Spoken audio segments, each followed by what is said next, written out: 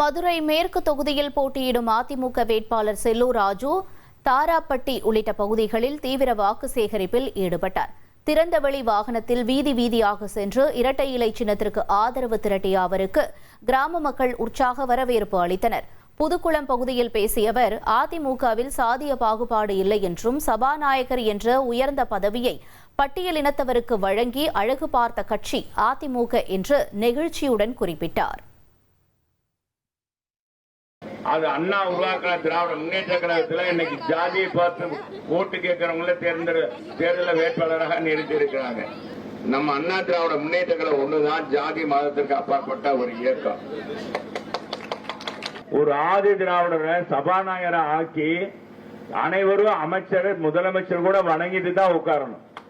ஆனா தனபால் உட்கார்ந்த பிறகுதான் ஆதி திராவிடரை சேர்ந்தவர் வகுப்பை சேர்ந்தவர் யாராக இருந்தாலும் எதிர்கட்சியாக இருந்தாலும் அவர் வணங்கிட்டு தான் உட்காரணும். அது மாதிரி ஒரு செஞ்சதுதான் அதிமுக.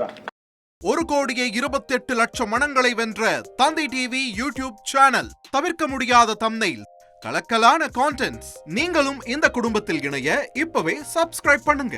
அசுரபலம் கொண்ட எங்கள் டிஜிட்டல் கரங்களில் உங்கள் விளம்பரங்களை சேர்க்க வாட்ஸ்அப் பண்ணுங்க. 8939888378. Email advttv@dttv.in.